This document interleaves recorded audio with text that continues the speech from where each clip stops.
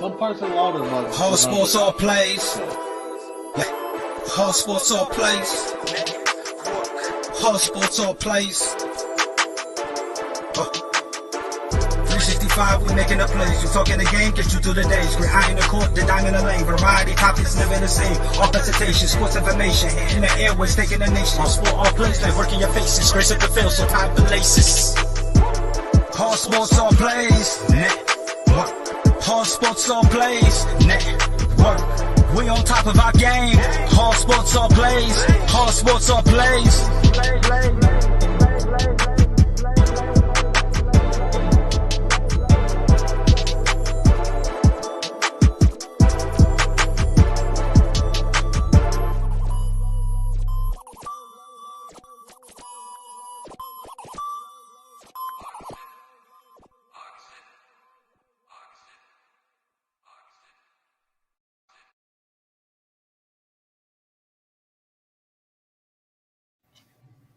Good evening, everyone. Welcome to the Full Count, the Tuesday night edition.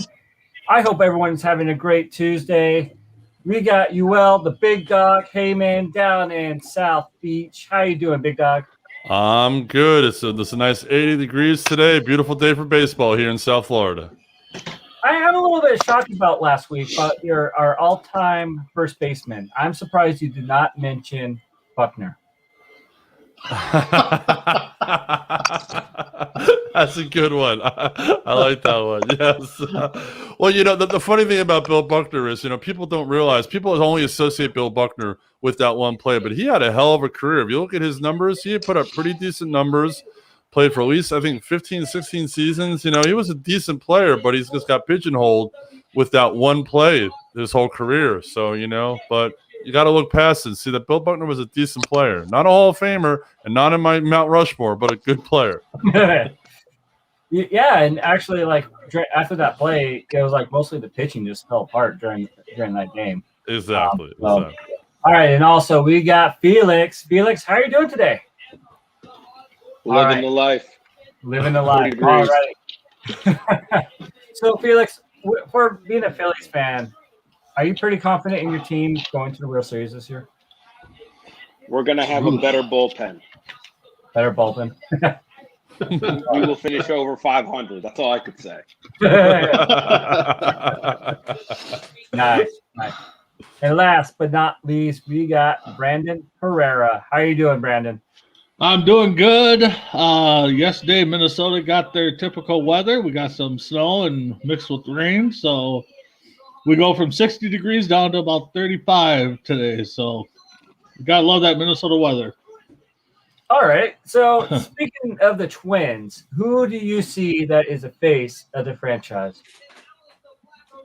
Oh, geez. That's tough right now. I mean, Buxton, you got Maeda, Barrios. I mean, those three would probably have to be the top guys right now, I think, as the face. So, all righty. All right, looks like we got some comments coming in right away. One saying baseball is lame. No, it is not lame. And we got soccer on top. Guess what? Soccer is best at flopping. So that's all I'm going to say about that one right there. So let's get started. So we've been covering every single division, and we are in our last division. We are doing the AL East. I just want to put a disclaimer out there that on the very first episode of the Full Count, we did the American League East, and I'm like, why not? Let's do it one more time. So we're going to break it down and for the American League East. So I want to start with Felix. Felix, how are you feeling about the American League East this year? Who's your top pick? I mean, you got to go with the Yanks. I mean, definitely not the Rays. Even though they won, I don't see them doing much. Red Sox are rebuilding. O's have never been anything. So the Jays, it's definitely the Yankees division. Yankees division. I don't know. I disagree with you on that one, actually. So with that, who's going to end up in the bottom then? Who's going I'm sorry? to end up in? Felix. Who's going to end up in the bottom?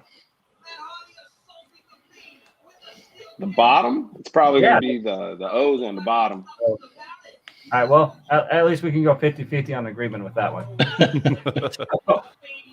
All right, UL. So give me your highlights of the American League East. Who's going to win it? Who's going to bottom out? Okay, well, we talked about this on my show, Bring It, Monday nights, 8 o'clock, and I am all aboard the Toronto Blue Jays bandwagon this year. I think with the George Springer pickup and with the youth they have in that lineup, they improved their pitching staff. I think this is their year to win it. They made the playoffs last year, so they're definitely moving up. You know, with a full season behind them, I really think that they can win that division. It's going to be close with the Yankees for sure, but the Yankees' biggest problem has always been them staying healthy. If the Yankees stay healthy, yes, the Yankees could win that, or would win the division, but they never stay healthy. Stanton doesn't stay healthy. Judge doesn't stay healthy. They always have holes in their pitching staff. They lost Tanaka. Tanaka went back to Japan. You know, so their pitching staff is a little suspect, if you ask me. The one guy, I forget his name, went back to Seattle, went back to your team starts. So, I'm picking Toronto. I'm thinking Toronto all the way this year. I'm we the North, Canada, we the North this year for me. Aren't the Blue Jays playing in Buffalo this year? Is that what I think? Well, they're gonna start the season, I think, at Dunedin, where they play their spring training. They haven't planned past, I think, the first 2 weeks, so they might end up in Buffalo again for a while. But I think with the rate of the vaccines are going in both Canada and the United States, I think probably by the All-Star break they're going to get back to Toronto. So, but you know, as long as the numbers keep going down, they should be able to get back to Toronto by All-Star break, hopefully. All right, and who do you agree with Felix on the Orioles being coming in last place again? I do, but I think Tampa lost a lot in the offseason, you know. Losing Snell, losing Morton, you know, they lost two big pitchers. They might not be able to compete this year. Boston's kind of sold out as well, so who knows what's going on with Boston. But yeah, I think Baltimore probably will be. Although Baltimore's young, so they're going to be playing with like you know, house money at this point. So they might pull out and maybe finish fourth. So I'd say between Tampa and Boston, you know, are going to finish. I mean, Tampa and Baltimore are going to finish in the bottom, and Boston definitely right in the middle. All right. Looks like we lost Felix there. And Nate commented in and saying he's in agreement with you. Toronto on top, and the Orioles are in last with that. So I am going to have to agree with you, UL, with that. I think Toronto is actually going to win the division, and because they got Jin Ryu back and Tanner Roark and Steven Matz in their lineup, and also they got Kirby Yates coming back. I know he had 2 disastrous seasons, but I think he's going to have a comeback year. And Marcus Semien from the A's kind of elevated their team, I believe, with that. They've got their infield is so strong. I mean, from first to third, they are so strong in that infield. So, you know, get the ball past them and let's see what happens. You know, that's how I look at it. They still playing in Buffalo? They might play in Buffalo till the All-Star break, but they're saying that if the numbers keep going down, the vaccinations keep going up, they're going to reopen the border. So hopefully by the All-Star break, they'll be back in Toronto. All righty. All right, Brandon, it is up to you. Do you think Boston has a chance anywhere in the AL East? Who's your top? Who's your bottom? You know, you guys make great points for both the Yankees and Toronto, and I got to go with Toronto. I mean, they're young, but the Yankees are stacked. It's their division to lose, and I just think the health issues they're going to have is going to get them. I mean, so barring any big injuries for the Blue Jays, I think they're going to come out on top. I'm with you guys. Baltimore, seen better days. I think they're going to finish last. Boston, you know, might battle. Tampa might battle for last spot. You know, Tampa's lost some great guys. You know, Boston's kind of rebuilding right now. So, but my money is on Toronto, but, you know, just because of the Yankees' health issues, I think. All right. All right, we got Chase Young that's agreeing with Felix here that the Yankees are going to take it, but he also said that the Rays are going to go number 2 and the Blue Jays are going to go number 3. Felix, are you going to come join the Toronto train? Are you going to come? No, I can't do that. They don't even play in their hometown yet. How can I do that? Well, Buffalo should be part of Canada. That's all I'm saying. Wow. So, and Nate is also saying that the Blue Jays will be the Buffalo Blue Jays. Got the BBJ there going on. You know, everybody thinks Minnesota should be part of Canada too, so why not Buffalo? So you got Minnesota, North Dakota, Montana. I mean, they're all South Canada. Yeah. So I mean, yeah, as we all know, Buffalo isn't that far. I mean, it's Buffalo, Niagara Falls, boom. So what, about a half hour from the border, that type of thing. Yeah. I just think the Blue Jays were able to overcome playing a short season last year in Buffalo in a minor league park and make the playoffs. So they definitely have momentum on their side. And as far as talk about the Simeon pickup is a huge pickup. Steven Matz is going to deliver. Steven Matz is a pretty decent pitcher. He pitched pretty decently for the Mets. Matz's biggest thing is his health. But I think Toronto's got a little more depth in their pitching staff than the Yankees do right now. But as we all know, the Yankees will spend money. They'll make a trade. They'll pull something out of a hat like they always do. I think the Yankees' biggest hole in their lineup is behind the plate. Gary Sanchez can't catch. He can hit, but he can't catch. He is terrible back there. And in order to have a decent pitching staff, I think you need to have a good backstop. I mean, Garrett Cole's a monster. Garrett Cole I could catch Garrett Cole and he'd still have 10 strikeouts in a game. But the rest of that staff, you need a good catcher behind there. I think when it comes down to it, and so that's another hole in the Yankees lineup I see personally. That's how I'm shocked that the Phillies re-signed Real Muto and the Yankees didn't go after him. I know that really surprised me. I think everyone was afraid of the Real Muto injury. I think that injury scared a lot of teams off. Yeah, I know the Mets didn't sign him because they were afraid of the injury. And plus, he wanted more years, and no one wanted to give him as many years because of the injury. Right. Well, he's a catcher. You don't want to give him too many years. Right, but he's still young, so his knees aren't shot yet. It's coming. Yeah. I don't know. All right, so this is going to kind of stay in the AL East. We're going to stay in here for a little bit. I just want to know, who is going to have the better season? Is it going to be Garrett Cole or DeGrom? I want to start with you, UL, since you're in the NL East over there. Who's going to have the better season? Okay.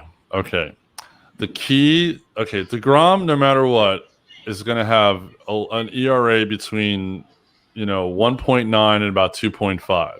Which in today's league is a phenomenal ERA. The biggest key to DeGrom's success is him getting run support. It's always been his thing. He's never had that 20-win season because he ends up on the losing side of some games because he'll lose 1-0 or 2-1 because the Mets won't score runs. Hopefully with the addition of Lindor in that lineup, with McCann behind the plate, McCann's got a better bat. With Pilar and Villar, the PV twins, as I call them now, Alonso back for a full season, they're going to score some runs and support him. So if DeGrom gets the run support, he will statistically have the better season. Now, the same goes for Garrett Cole. Garrett Cole, on one hand, is probably one of the top 3 pitchers in the American League. So he could have a great season. But, if he doesn't get the run support as well, if the Yankees bullpen falters, because the Yankees bullpen isn't as strong as people think it is. Chapman's a great closer, but he can be erratic at times.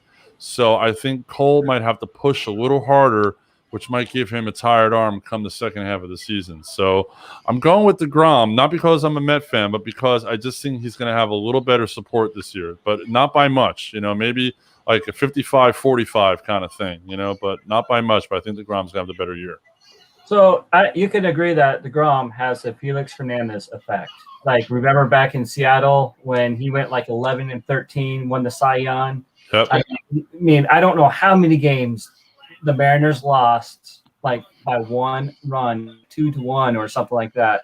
And it was Felix Hernandez getting that loss, and he pitches gems with that one. So, Brandon, who are you picking to have a better season, DeGrom or Cole? I got to go with DeGrom. Everything that you all said. I mean, one, I can't stand the Yankees myself because I always beat up on my Twins. But I think if they do face off in the regular season, these two, that's going to bring some viewership because I mean they both are good. So, but yeah, I got to go with DeGrom.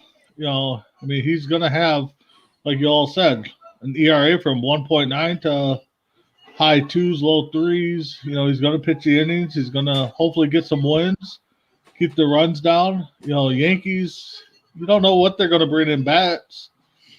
And, you know, Cole's going to have to pitch lights out almost every night that he throws. So, yeah, he's probably going to have a tired arm past the All-Star break. So, I'll go with DeGrom, make you all happy. So, my hat's off to you, Brandon. That's funny. All right. I'm going to go with Felix on this one. Who are you choosing? And I have a follow-up question also for you, Felix, with this one. DeGrom. So it's definitely Cole in my book. DeGrom's a great pitcher, but Cole, I think about this. Cole going 8 innings and having Chapman finish the game.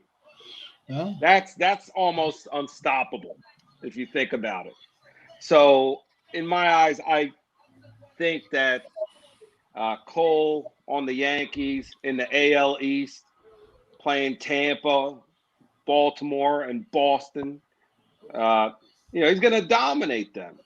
Not to say that DeGrom won't dominate, but I don't think he'll dominate on the level that Cole will. All right. Well, that is a good point that he does play in a weaker division. So statistically, he might have the better year because of that. That's a great point. Yeah. Yeah, true. All right. My other question, every single show we've had so far, Felix, you have mentioned the 4 aces for the Phillies. Who are you going to replace for who? DeGrom or Cole? Who are they going to replace? Oh, man. All right. So you could take Roy Oswald out of there.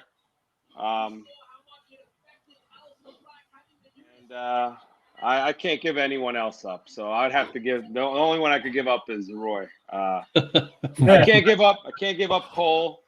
Cole Hamels, can't do that. Can't do it with Cliff, and I can't give up Roy. So, all righty. Nah, agreed. I agree with that one, 100% with that one. And I'm just looking at knowing the stats from DeGrom versus Cole. DeGrom, his ERA career is 261 compared to Cole is 319.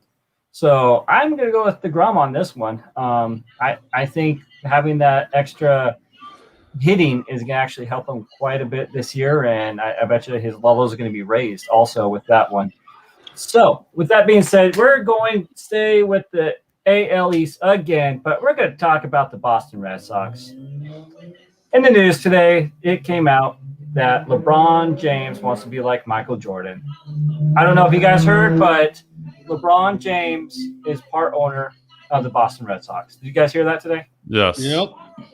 I disagree with it. I think it's horrible, and it is so wrong on so many levels.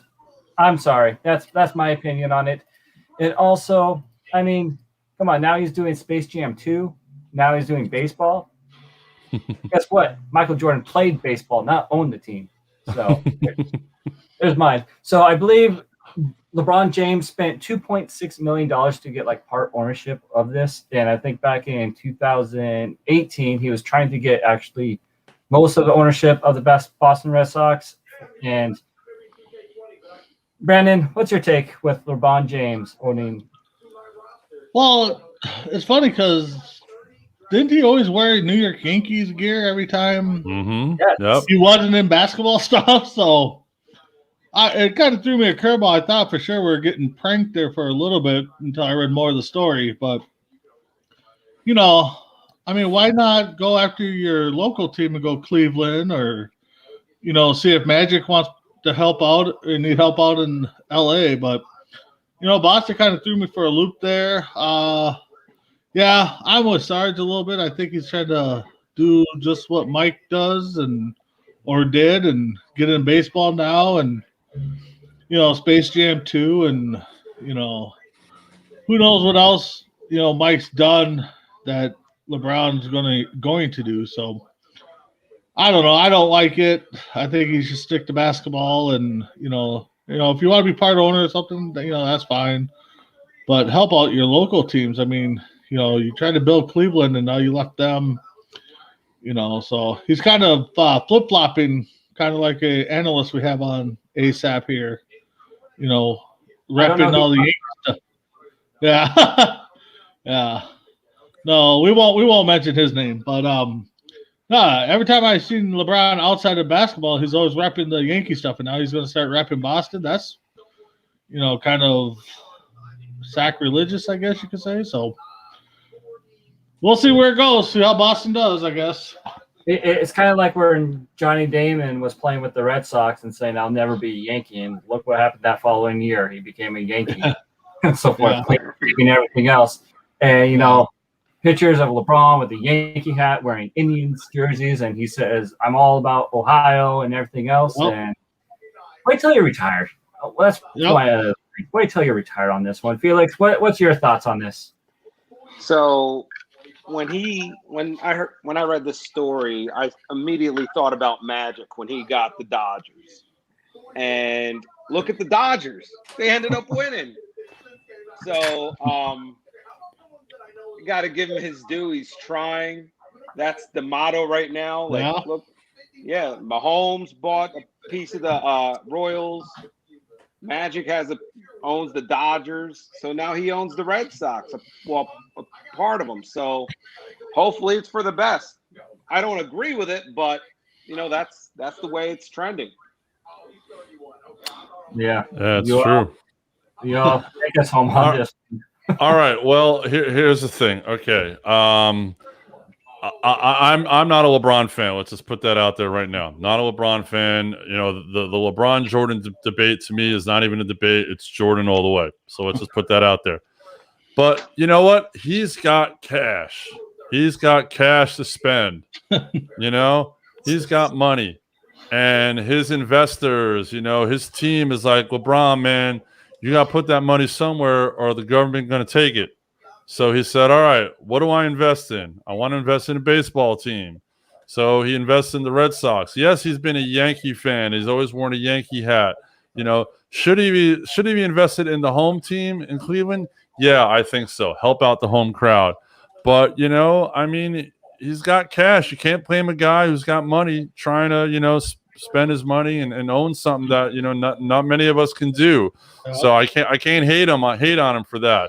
Is he trying to be like Mike? Yeah, he's been trying to be like Mike since he came in the league. I mean, he wears Mike's number, for God's sakes. That number should have been retired when Michael retired. No other player should have worn 23 again, if you ask me. But, that's another show. The bottom line is I don't hate LeBron for doing it. But, hey, he's definitely trying to be like Mike. But if you got the cash, why not? Yeah, and Nate's over here saying soon the entire MLB is going to be bought by players from the other sports. No, Nate, that's going to be the Colorado Rockies, sir. Just didn't LeBron also buy a soccer team? Yeah, I think he did. Yeah. I mean, the thing is if you're gonna, I just think it's wrong. You're repping the Yankees all the time, and then you go buy their arch rival. So. Now, if he would have bought the Yankees, I would have been like, oh, okay, he bought his favorite team. So he doesn't have that money. Yeah. Well, no, I mean, even part owner, Yeah. LeBron invested in Liverpool, the Liverpool FC football club. Okay. Yeah, which is one of the premier teams in the Premier League. So, yeah. But you know what? And it's funny because the owner of the Red Sox has got something to do with the team over there. So there's the correlation right there. Now we see it. See, there we go. Gotcha. John Henry. Actually, no, wait. I think I might be wrong. I think John Henry might own part of Manchester United. Let me see. Let me correct myself if I'm wrong. I don't want to be wrong here. Hold on. No, I'm right. He does. He's the principal owner of Liverpool. Okay. So LeBron bought into that, and now LeBron's buying into the Red Sox. So there's the connection. Okay. Well, at least somebody's buying into the Red Sox. Yeah, exactly. All right. I wish Freddie was watching right now. So, all right. So, moving along, the MLB, they're experimenting some rules down in the minor leagues. One of them is one thing I very disagree with is the time clock for pitching. I don't think the pitchers need a time clock. I used to pitch, even in Little League, I used to pitch. I know it was way back, but after that, I was playing first base. But those pitchers cannot rush those throws. I mean, I don't think that takes time. Felix, I mean, what do you think of these new rules? Like we got the automated strike zone, the time clock, and the infield has to stay on the dirt on a shift. What do you think of all this? I think it's all crazy. So you're telling me a pitcher has to rush a pitch, and then if he gets hurt, it's not his fault? You can't do that. It's never been done. Don't try. Don't just let the game be itself. You're ruining the integrity of the game, which means, you know what? If they do it and they go to the rules, I'd hate to say it, but I don't think I'd watch baseball if they do that. I just believe let the players play and let that be that. Simple. Yeah, I 100% have to agree with you because baseball has always been a human judgmental call. Right. And one thing I do agree with is I kind of agree with the instant replay or the replay challenges for the MLB. But I missed the managers getting tossed out. No, I agree. I agree too. I started thinking about that after that pitcher from the Tigers got the perfect game taken away from him by that ump a couple years ago. Yeah. So after that, I started. Okay, we need instant replay, but everything else I disagree with. All right, UL. How do you feel about these these experiments that they're doing? And Nate, can we get to the next slide, please? Okay, so the pitch clock. Let's talk about the pitch clock first. I don't really think it's necessary. I know sometimes pitchers take their time up there, but pitching is all about control. If you rush a pitcher, he can lose control. He can hit a guy. He can hit him in the head. He can hit him in the face. You know, there's been some pretty bad plays pretty bad pitches that have happened where the guys have gotten hit because of lack of control. It's hard enough to control this baseball throwing it 90, 95 miles an hour. And, you know, to have a guy rush by it, no, you can't do that. I'm sorry. It's not good for the health of the players and the safety of the players, if you ask me. Some of the other rules, I don't really agree with. I mean, the shift has become part of the game because of the analytics of the game. So the shift is part of that. Do I like the shift? No, but it's part of the game. You just got to accept it. But analytics has brought in the games to such a micromanaged point that, you know, if you take the analytics out, then the shifts might not happen and it might naturalize the infield. So to keep the guys on the dirt for a shift, I don't know, because some of those balls come off the bat real fast. These guys can't react as fast, and that's why they're in the minors, not the majors. So again, another safety precaution. And then, you know, just some of the rules in general are just, I mean, you know, they're messing with – baseball is a natural game, you know. Baseball is the only untimed game, you know. A game could go 2.5 hours, it could go 4 hours. You know, yes, they're trying to attract younger viewers and keep the younger audience from not – because, you know, the younger audience can't pay attention to something more than a minute because of TikTok and Instagram and all that stuff. But, you know, let the game be the game. I do agree with the instant replay, though, because of that play in Detroit. If you want to go back to the 1985 World Series, Game 6, the missed call at first base, that Kansas City the guy was called safe. Kansas City went on to win the World Series, you know. So there's been a couple of those over the years. So I do agree with instant replay because that's just part of sports nowadays, you know. But these other tinkering rules, if it ain't broke, don't fix it, man. Come on. Just, you know, let the game be the game. Imagine that infield rule comes to like the college and high school level where they have aluminum bats. Oh, ugh. Well, that's another thing, the aluminum bats at that level. But, you know, I think that those should be banned because, you know, if these guys want to play in the majors, they got to play with wooden bats. So, you know, the guy has a great college career using an aluminum bat. Then he gets to the pros, he's using a wooden bat, and he can't hit for diddly. I mean, come on, you know? Yeah, really, you know? That type of thing. And plus, you said you were a pitcher. I pitched for one day in Little League. It was not pretty, and that's why I went to first base. So don't rush me when I'm pitching. Yeah, so definitely not. All right, Nate. chimed in with my Colorado Rockies comment here. Just watching. Only if he stays in Washington. All right, Brandon. I want to get your take on these rules because I don't like them whatsoever. No, I mean, I think we all could agree that instant replay is needed. The pitch count, to me, yeah, you're going to rush the pitcher, but after a while, stealing bases. I mean, okay, it gets down to a certain time where the pitcher has to throw the ball, so the runner's got to jump now on him. So I don't think that would fare well. And then there's something about a bigger base. I don't know what they need a bigger base for. I mean, that's kind of – but the infield shift, I'm with you all on that.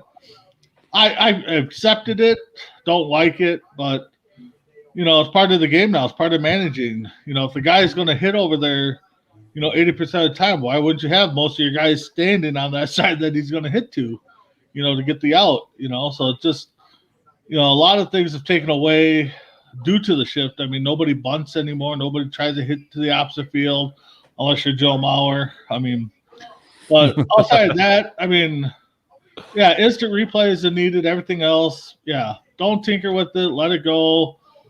I mean, sooner or later, they're going to start talking about timing everybody's at-bats, because wasn't it like Jeter that would adjust his gloves and everything after each at-bat? It would be like a 30-second intermission in between, or 30-second intermission in between at bat. Nomar Garciaparra took about a minute. That's what I was thinking of. That's what I was thinking of is Nomar. Nomar and Chuck Knobloch adjust their batting gloves every time they. So, yeah, don't if it's not broke, don't fix it. Yeah, exactly. Exactly. You're right. That's exactly it. Yep. Yeah. So. Yeah, and also for low A ball, the pitcher can only do a pickoff twice per at bat. Only twice. Oh, really? Wow. Yeah, so that's another thing, too. So, okay, he's already thrown over twice. So, now the base runner's like, okay, now I can steal. So, third time they're going to steal. So, after 2 times, the player shouldn't be able to steal. So, don't. Yeah, and the MLB is just trying to push the speed of the game down our throats and everything. Is yeah. You can't do that with baseball. No. Like what you all said, it's a natural game that you just got to let it play out. I mean, that's all I got to say on that one with that. Exactly. No, I enjoy playing the longer games, extra innings, 16, 17 innings. But, yeah, they're trying to get rid of all that and make it a time game, and you just can't. Well, analytics has really made the game so longer because, guys are coming out, pitchers are coming out of the 5-6 innings. They're going lefty, righty. Even with the 3-pitcher rule, there's still pitching changes. The guys that we grew up watching. The Steve Carltons, the Nolan Ryans, all those guys. They would pitch 8, 9 innings. Morris pitched 10 innings in a World Series game. You weren't taking him out. No, you wouldn't see any of that nowadays. I mean, if a guy pitches 7 innings, you're lucky at this point. So just look at Snell this past World Series. He was throwing lights out and then got pulled at the 6th. That lost the series right there. Exactly. And that's why Snell said, you know what, I don't want to be here anymore. Definitely. Exactly. Yeah, the game has changed. I think, Felix, there was one season that Steve Carlton was 25-12 or 13. He pitched almost every game was a complete game. To get that many losses and wins in one season, it's crazy. Yeah, yeah. I guess they just maybe they want to make their careers longer by them only pitching 7 innings. You know.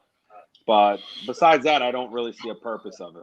No. Yeah, wasn't it Bartolo Colon or somebody that went to the Brewers? Didn't he pitch almost every third start for the Brewers when he got traded over there? Or something like that. Yeah, I can't remember the exact picture, but something like that. Yeah, well, pitch counts have really, that's another thing, pitch counts. I mean, the guys we were talking about, they didn't have pitch counts. They would throw 150 pitches a game. Guys throw on 5 days later, they're back in the mound, not even none of that stuff. The workout regimen has changed the pitching.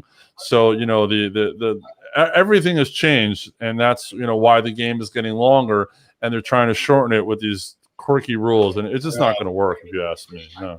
Yeah, could you see some of the pitchers we grew up with trying to pitch today and get pulled out after 5 1/3 innings and on a 0-0 ball game? Forget it.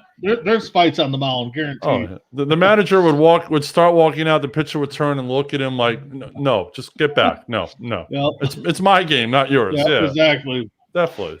That's one thing baseball is missing is the pitchers taking control of the game. Yeah, exactly. Yeah, and one of my favorite pitchers was Mark Burley. I mean, he was a hefty guy. Like he was hefty. I mean, he did zero workouts on the off season, and there was an issue with that. He says like I do 0 because it's too much strain on the arm. Right. I mean, he was one of my favorite pitchers just because I call him the hefty lefty. Mm-hmm. Yeah, he was. Yeah. All right, Brandon, it is your time for the. All right, Brandon's stat of the day. Yeah. So got a couple, but I'm going. Yeah. So yeah, I found a couple, but I'm going to use one. It's only happened once, and since we're going to be talking about second base, it's at second base. Yeah. So do you guys got any ideas? It's happened once in a game, and it's not an unassisted triple play. There, I know you're kind of googling it right now. No, I mean, what happened in a game? Exactly. So it happened once. It's Steven Yates of the Boston Red Sox did not record one chance to get it out in a 15-inning game at second. Wow. Yeah, so he had no chances to put out assists, tags, or nothing. So in a 15-inning game, he's the only player not to record it out. How boring is that game for him? Especially at second. I mean, that's kind of, so. All right, let's get that picture off of there.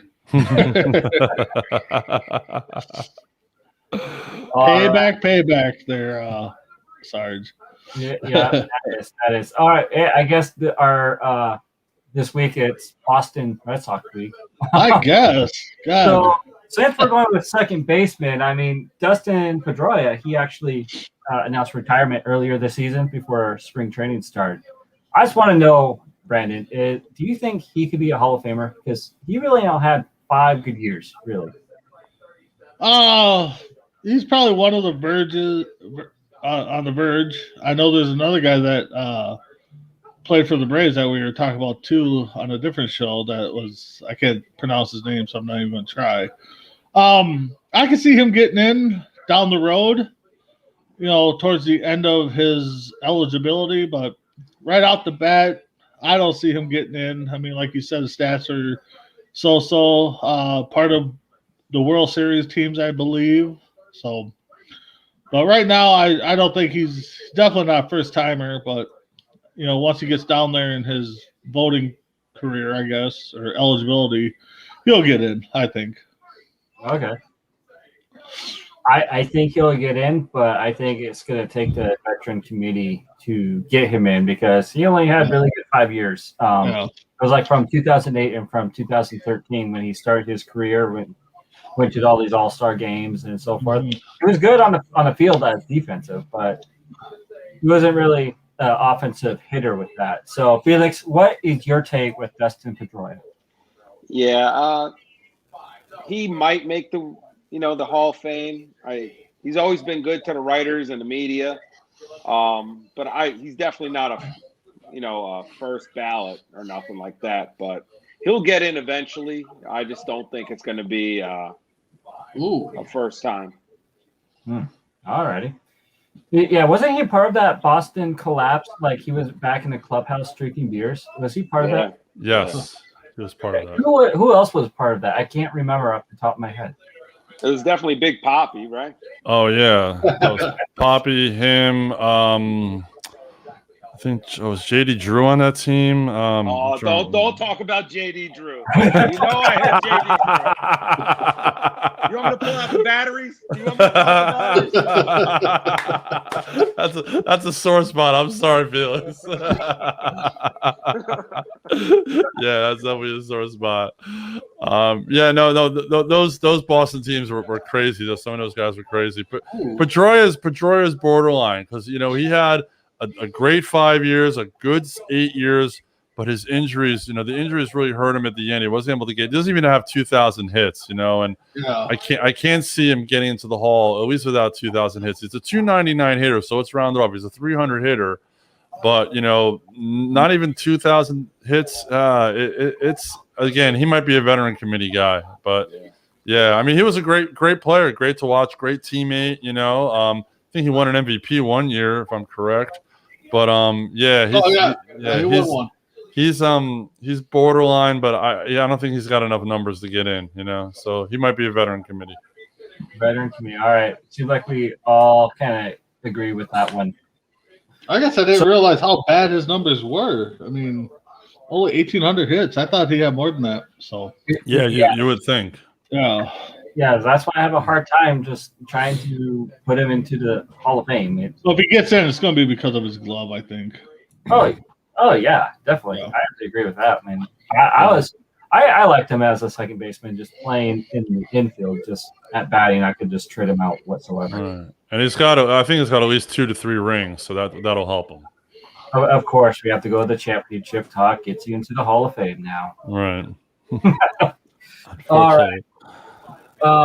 So we're continuing on our Mount Rushmore, and we start with the starting pitchers, catchers, first basemen last week, and now we're dealing with the second basemen.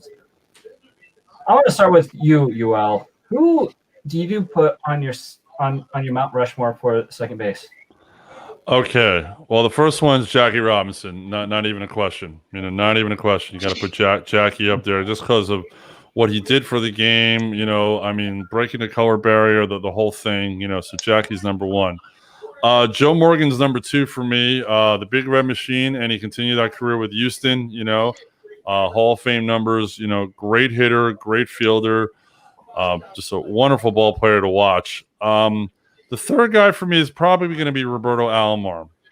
Roberto, had put up great numbers, played with a number of teams during his career. Was this, always a threat in the lineup. Definitely, was one of those players you saw coming up. You're like, he's not an easy out. Always, made it happen. The fourth one for me is interesting. It's between Craig Biggio and Rod Carew. Now, Carew started at second, eventually moved to first. So that's why I'm a little weary of Carew. And Biggio was just, was a great utility player. Always played up the middle, played second, played center field. Was mostly a second baseman. When is a second baseman? But yeah, I'm going to lean towards Biggio. I think I'm going to lean a little towards Biggio on that, just because of what he brought to his team. And to me, Carew has always been more of a first baseman than a second baseman. So I'm going to go with him for sure. And an honorable mention is definitely Ryan Sandberg. I loved watching him play when I was growing up. So, so those are, I know I mentioned a lot of guys there, but yeah, my 4 are Robinson, Morgan, Alomar, and we'll put Biggio up there. All righty. Man, you took pretty much every single person off my list except for one. That's okay. We're all allowed to have the same list. Nothing wrong with that. All right, Felix, I want to go with you on this one. Who did you put in your Hall of Fame? So I like to talk about players that I've actually watched with my own eyes. I can't go back in history because I really haven't seen them, but I do respect, the history of the game. It's just I'd like to see it with my own eyes. My number 1 shouldn't shock you at all. It's Chase Utley. Shocker. World effing champs. And when I was thinking about him, I remembered an old Phillies second baseman, Mickey Morandini. Oh, wow. But a little side topic. Every time, I thought about him, you guys ever have a player who sucked, but you just really you you sort of liked him as a player, but he was god awful. Mhm. And Victorino. the player I'm talking about is Desi Relaford. Oh my Oh. god! But I always rooted for him. But back to the topic. I got to go with Craig Biggio. Every time he went up, it's almost like he got a hit. So Ryan Sandberg, and probably Roberto Alomar. That's who I've seen in my day, and I think those are the best that I've seen. Nice. I actually kind of like that, but except for the Chase Utley. Oh, I think the last time I saw Chase Utley, he was sliding into someone's knee. I forget who it was. Oh wait, that's all his slides. That's all his slides. wow. No, but he did that with the Dodgers more. So I'm not going to hold that against him. Yeah. All right, Brandon, give me your Wow. Rushmore. So far, the two guys that went before me named everybody I had on my list. So, I might have to call you all's dad and talk to him some more and get some history. So, I mean, I got Sandberg. I grew up. My best friend was a Cub fan, so we got talking a lot of Cub baseball back in the day. So, fell in love with Ryan Sandberg. Roberto Alomar killed the Twins. I mean, what else can you say? I mean, I don't know anybody that hasn't killed the Twins except for the Twins themselves. Got to put Joe Morgan up there. I mean, I'm with Felix. I kind of like to go with the guys I've seen, but Felix and Jackie Robinson definitely. I figured people would have him on his list, so that's why I didn't add Robinson. And Twins have been loaded at second base. Yeah, right. So I'm going to go with Rod Carew. So little homer take there. Even I took him over Knobloch because Knobloch couldn't throw from second halfway through his career, so that was kind of weird. But Felix said the guy you love to hate or play, kind of like Al Newman. I used to love watching him play, but he really never got a big shot, but he liked to play everywhere. So, but yeah, that's my list: Carew, Morgan, Alomar, Sandberg. Oh, nice. All righty. So I'm gonna have to start with Ryan Sandberg on mine. I've seen him play on TV, of course, but he went through the minors in my hometown where I was born. It was I believe they were called the Helena Gold Sox when he came through during that time. Yeah, it's a weird time. Also, I put Alberto Alomar on there. He's just the first name actually popped up in my head, to be honest with you, when I was thinking of second baseman. And same with Jackie Robinson, breaking that color barrier. I had to put him on there for what he did for baseball itself. But the one player that you guys never mentioned I put on is Jeff Kent. I just love that guy. I love his attitude, enthusiasm on the field, and in the dugout also. I mean, I just loved it. And so forth. So that is my Hall of Fame. And next week, we're going to be doing our Mount Rushmore for the third baseman. We're not going to go to shortstop because third base position comes before shortstop. Okay, So, third base. I want to pose a question about Jeff Kent. Okay. People have talked about Jeff Kent for years as is he a Hall of Famer or not? He's been getting votes. Some people think that he had the numbers. Some people think he don't. Where do you guys stand with Jeff Kent as far as the Hall of Fame? Oh. He's definitely borderline. I mean, I can see him getting in. I mean, I don't think his numbers are growing too much over the years, but I can see him getting in Veterans Committee. When you think of Jeff Kent, he resembles a Giants player. Yeah. Middle of the road guy who just puts up numbers. But I don't think he's a Hall of Famer. I don't. Really?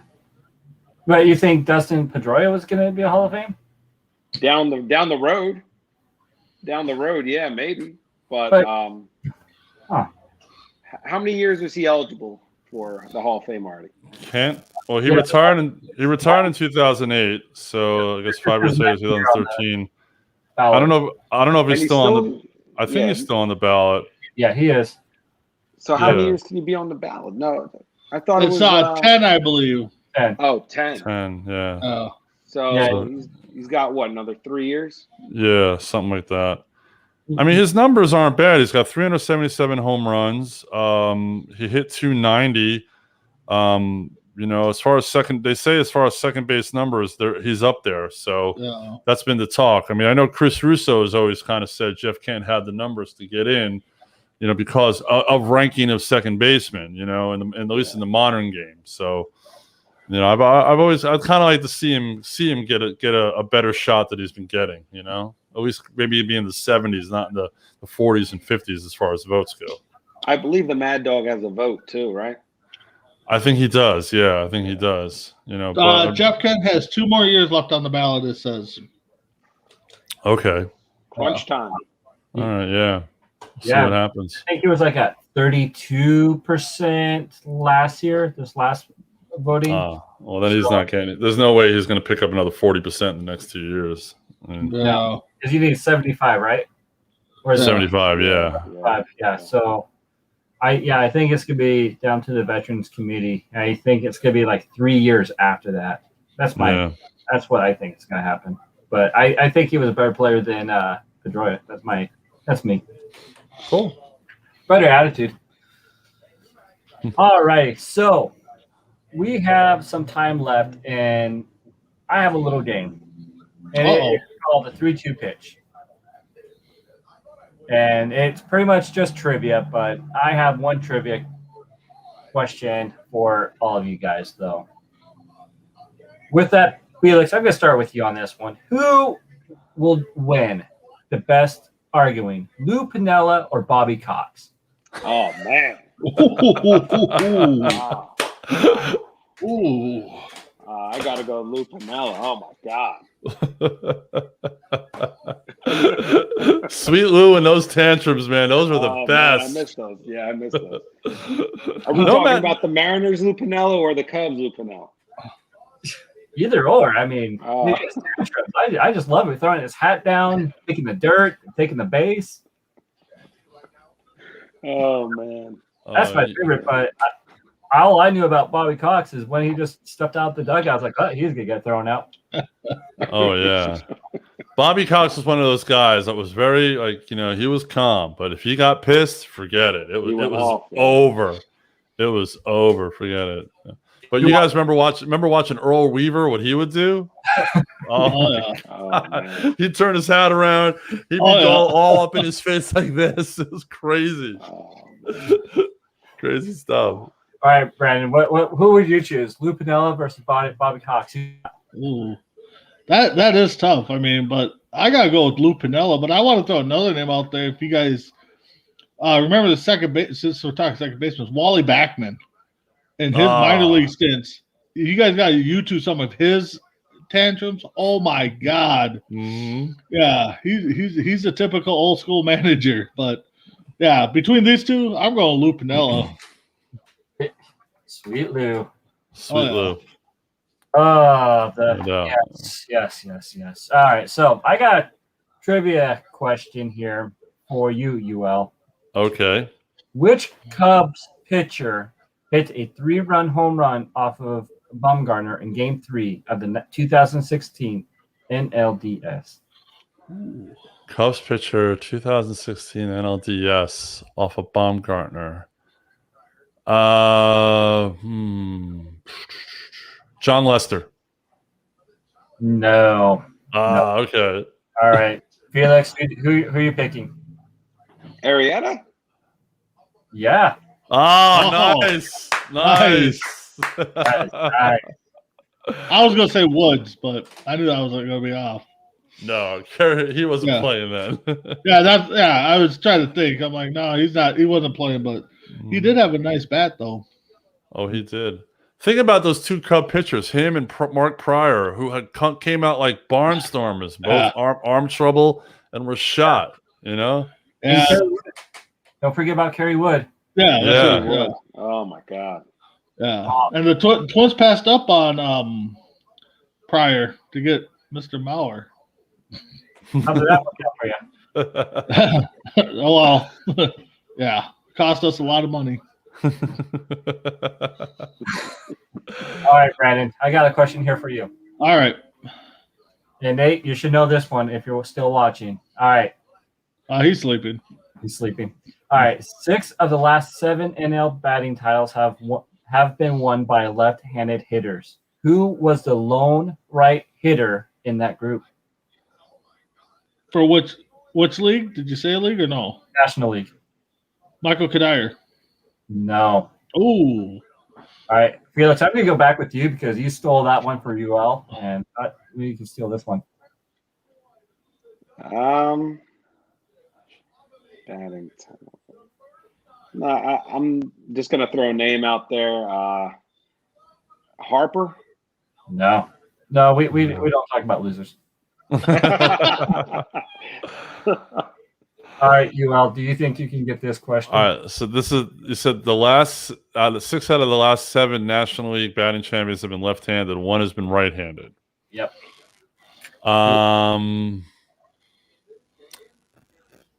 When it was DJ LeMahieu when he played for Colorado. Yes. All right. Okay. No, because you said Nate, and I know Nate's a Colorado Rocky fan. So Well, that's why I said Kadire right away, because I'm like,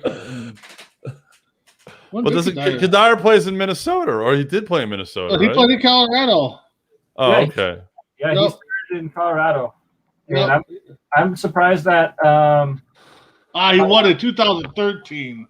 Okay. He was just a bit outside on that one. He played for the Cool. Mets too there, Yoel. I mean, Yeah, a little bit, but he didn't Yeah. do much for us, so No. I kind of wrote him off.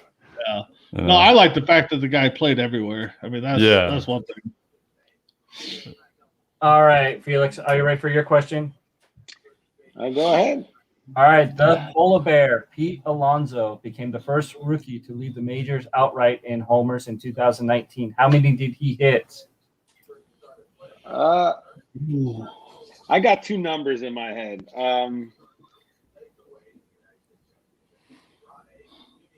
I don't know why they're sticking out to me, but is it 51? Oh, so close. So close. Hey, That's funny. all right, Brandon, what's your number for Pete Alonso? How many home runs did he hit in 2019? He was close at 51. I'll go a little lower. I'll go 48. No. All right, Yeah. you will. Can you, I think has to know. I think it was 53, right? that is correct. 53 Yeah. is right around the money. I think it was like the most all time for a rookie, and Yeah. man, I'm excited to watch him. Oh, he's great, and he's gonna have protection in that lineup now with Lindor, so it's gonna be good. Yeah. Yeah, I think this season is going to probably be one of the best baseball seasons that we have seen in a long time. I think a big thing that's people are overlooking is that, they had a short season last year. So these guys are not the turnaround is they're all not as tired as they would be from a long season turnaround, whatever, especially the Dodgers and the guys who played in the playoffs, who played long series in the playoffs. None of those guys are as tired as you would think. So I think this turnaround and this season could be a better season because of the fact that they're all in a little better shape, not as tired, been kind of living a little more restricted, so they haven't been partying as much, probably not drinking as much beer, So, I think this could be a good season. I think you got a good point there. So you're saying Burley would have came in fit if he was around this time then, huh? Him and Sid Fernandez would be svelte right now. Exactly. Yeah. All right, so this is my last one, guys. Krantz or Cecil Fiedler? Who hit the most home runs Prince or In his a career? father? in their career? Prince or his father? Are we counting the time over in Japan for Fielder? Or are we just going strictly Major League? Major League. Okay. Gotta go Cecil. Yeah, I'm gonna go with Cecil. Brandon? Oh, After Prince signed that contract, he fell off. yeah. Yeah. But he hits a lot of bombs I'll go with Cecil on that one too, but it's got to be close. It is very close because they are tied, 319. Wow. Father and son tied. That's crazy. Yeah. There was clips of Prince in the old Tiger Stadium just putting them on top of the roof like nobody's business. Oh. I mean, God, the guy had power and speed. Oh, when he was healthy, he was incredible at the plate. Yeah. Yeah, I saw him and Ryan Braun. I said this in our first show. I saw them come up to the minor leagues back in Montana with the Helena Brewers that they were called. Okay. And they didn't stay long. No. All right, so we hit that hour. So also catch, you can catch the full count on Thursday night with the Thursday night crew on there, and also we have T-shirts. So if you comment, interact with us during the show, and everything else, you are entitled to be in the drawing for a T-shirt for the month of March. Just comment, interact, like the show, share it, and so forth, so you can get a T-shirt. If you don't want to comment or anything else, just reach out to one of us, and we can and you can purchase a T-shirt for $14.99 plus shipping and handling. And if it's and if you're just a little bigger, that's all right. You'll just have to pay like what, $2, something like that. And once you order that, you'll get that ASAP, maybe in time. I doubt it for St. Patty's Day, but Mother's Day is coming up, so let everyone know. So Felix, you got 30 seconds. What's on your mind? So I'm gonna switch sports real quick if you guys don't mind. Oh, yeah. All right. All these signings the Patriots are doing, trying to keep up in the in the East. It doesn't matter. They don't have anyone to throw the ball to them. It doesn't matter. They will still be second in the division if they're lucky. Oh no, I'm sorry, third. Miami's better than them. Third. So they better figure out how to get Deshaun Watson or draft a quarterback. Done. All right. All right, Nick saying that the Indians gave up the most spring training so far. The pitcher that had the highest ERA still wasn't up to 135. All right. That's funny. All right, UL, 30 seconds. What's on your mind? Not too much. Just want to say, looking forward to baseball season starting on April 1st. Got a lot of good things coming up. Tune in on Monday nights. We got so many great things happen on Monday on this network too. So we got Bring It, which is the show I host. Felix is on that show with me, and of course Real Talk, the OG. And we got the late night show, and there's a couple surprises coming up in the network. So everyone, stay tuned. Great things coming up on this network. Definitely is. All right, then I got my partner in crime, Brandon Herrera. Yeah, I mean, there's definitely great shows all throughout the week. I mean, just earlier, Wrestle Shoot, Sunday Between the Ropes, Sports Minute. I'm ready for baseball to start. The Twins open up against the Brewers in Milwaukee, I believe. So that's kind of a rivalry right to start out the baseball season. So kind of threw me a curveball there when I actually looked at the schedule closely. So, all righty. Nice.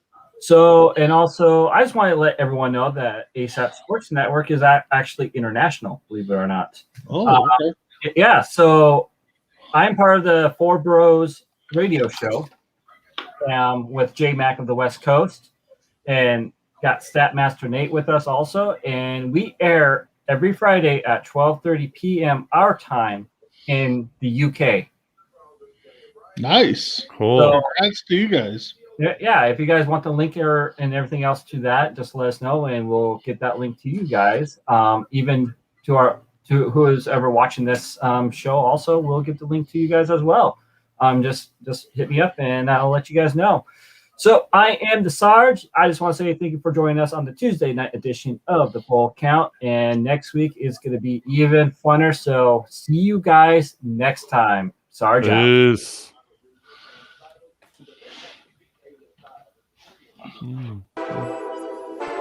All sports, all plays. All sports, all plays. Hard sports all plays. 365, we making a plays. You talking the game, get you through the days. Great eye in the court, the dime in the lane. Variety, topics, never the same. All presentation, sports information. Hitting the airways, taking the nation. All sport, all plays, like working your faces. Grace up the field, so tie the laces. Hard sports all plays. Network. Hard sports all plays. Network. We on top of our game. Hard sports all plays. Hard sports all plays.